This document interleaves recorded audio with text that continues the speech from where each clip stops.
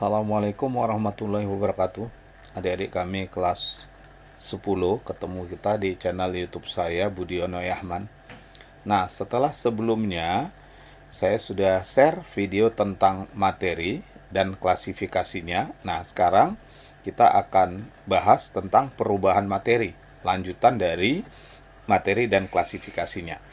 Nah, materi perubahannya ini nanti kita bagi menjadi dua. Ada yang disebut dengan perubahan fisika dan ada yang disebut dengan perubahan kimia. Nah, kita awali dengan perubahan fisika dulu. Apa itu perubahan fisika? Perubahan fisika itu adalah perubahan yang tidak menghasilkan zat yang jenisnya baru. Atau dengan kata lain, perubahan fisika adalah perubahan yang tidak menghasilkan materi baru. Ya. Jadi setiap perubahan yang tidak menghasilkan materi baru itu merupakan perubahan fisika.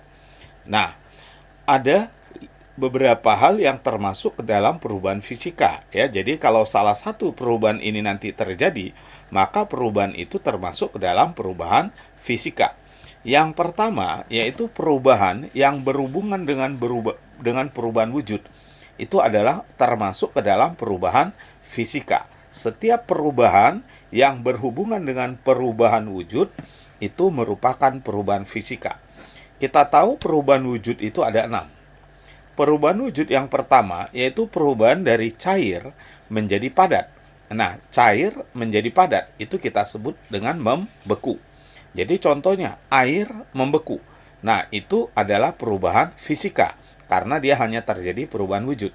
Nah, dari padat menjadi cair itu disebut melebur atau disebut juga meleleh atau mencair. Contohnya ya, lilin meleleh. Nah, itu merupakan perubahan fisika karena di dalamnya hanya terjadi perubahan wujud. Kemudian dari cair menjadi gas, itu kita sebut namanya menguap. Contohnya air menguap, itu adalah perubahan fisika, ya. Gas menjadi cair, mengembun. Gas menjadi cair berarti itu mengembun. Nah, itu merupakan perubahan fisika ya karena hanya perubahan wujud. Kemudian padat menjadi gas. Ini disebut namanya menyublim. Padat menjadi gas namanya disebut menyublim. Contoh yang menyublim misalnya kapur barus itu menyublim ya atau kamfer. Kemudian lagi yodium itu bisa menyublim. Sedangkan sebaliknya gas menjadi padat itu disebut dengan mengkristal atau mendeposisi. Contoh mengkristal atau mendeposisi, misalnya peristiwa turunnya salju. Itu adalah merupakan contoh dari gas menjadi padat. Jadi salju itu adalah uap air yang mengalami pendinginan langsung menjadi kristal-kristal es ya. Nah, ya, jadi setiap perubahan yang berhubungan dengan perubahan wujud itu merupakan perubahan fisika. Contoh ya, contoh yang berhubungan dengan perubahan wujud misal air menguap, es mencair. Nah, kemudian uap air mengembun, lilin meleleh.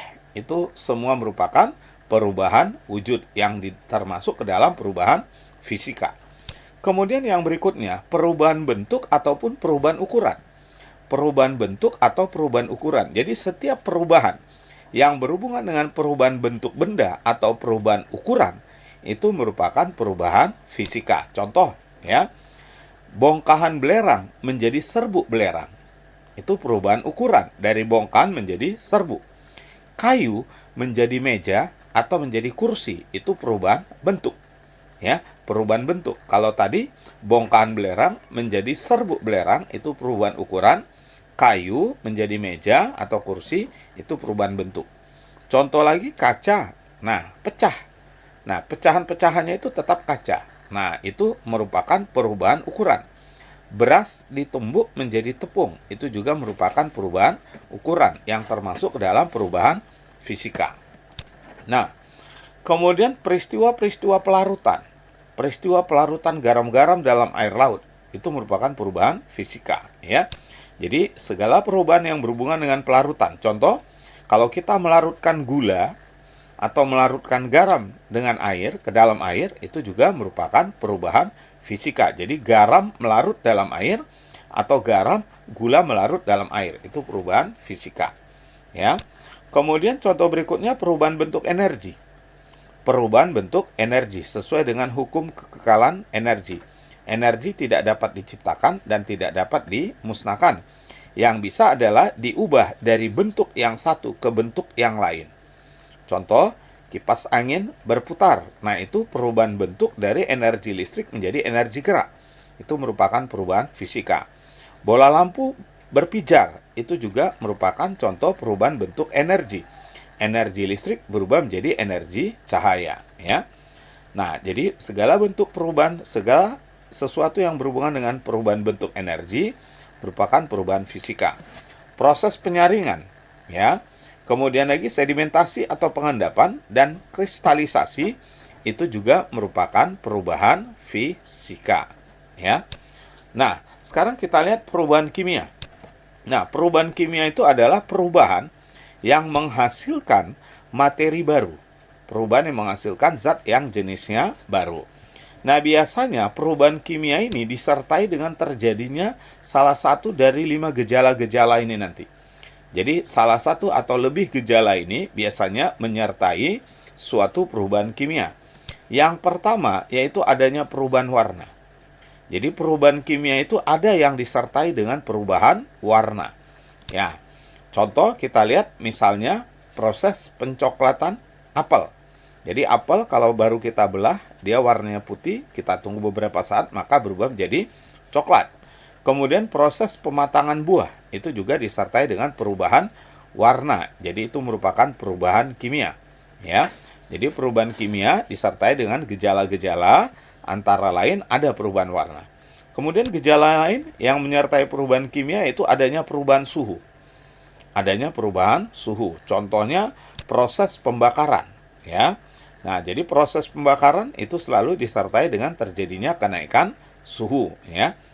Nah, kemudian yang berikutnya, peristiwa pembentukan endapan, adanya pembentukan endapan, ya. Nah, misalnya kalau kita menggunakan tawas untuk menjernihkan air, di sini nanti akan mengendap lumpur, ya. Nah, kemudian yang berikutnya lagi, gejala yang menyertai perubahan kimia yaitu adanya pembentukan gas. Ya, ada terbentuk gas. Contoh, ya, pembuatan donat menggunakan ragi. Nah, itu nanti ada menghasilkan gas, ya. Nah, kemudian contoh berikutnya lagi, ya, ada perubahan bau. Ada gejala yang kelima yaitu adanya perubahan bau. Nah, ini misalnya proses pembusukan, ya, itu akan disertai dengan terjadinya perubahan bau. Inilah gejala-gejala yang menyertai perubahan kimia. Ya, jadi ciri-ciri perubahan kimia itu ada salah satu dari gejala ini di dalamnya. Ya, nah ini contoh-contoh perubahan kimia. Ya, misalnya nasi menjadi basi itu termasuk proses pembusukan, pasti akan terjadi perubahan bau. Ya, kemudian penguraian sampah oleh mikroorganisme. Nah, itu juga merupakan perubahan kimia. Di sini termasuk pembusukan juga ada perubahan bau. Ya. Nah, kemudian pembuatan susu fermentasi, ya. Nah, berikutnya lagi yang merupakan perubahan kimia, kertas dibakar. Ya, kalau kertas dibakar terjadi perubahan suhu. Ya. Selanjutnya kacang kedelai menjadi tempe. Nah, itu juga merupakan perubahan kimia. Ada zat baru di situ, ya. Kemudian yang berikutnya lagi proses pematangan buah disertai dengan perubahan warna tadi. Ya, kemudian logam berkarat ini juga termasuk ke dalam perubahan kimia, ya. Besi berkarat misalnya. Tumbuhan berfotosintesis, ada zat baru. Apa zat barunya? Karbohidrat dan gas oksigen, ya, karbohidrat dan gas oksigen. Kemudian yang berikutnya singkong menjadi tape, ya. Nah, ini termasuk peristiwa fermentasi juga, ya. Nah, kemudian yang terakhir adalah respirasi atau pernapasan. Ini juga merupakan perubahan kimia. Jadi, respirasi atau pernapasan ini termasuk ke dalam jenis reaksi pembakaran, ya. Nah, itu perubahan kimia. Perubahan kimia ke depannya nanti disebut namanya dengan reaksi kimia. Reaksi kimia ini ada dua, ada reaksi endoterm dan ada reaksi eksoterm, ya. Nah, sebelum kita sampai kepada reaksi endoterm, eksoterm, jangan lupa subscribe, share, kemudian tulis komentar adik-adik tentang video ini, ya.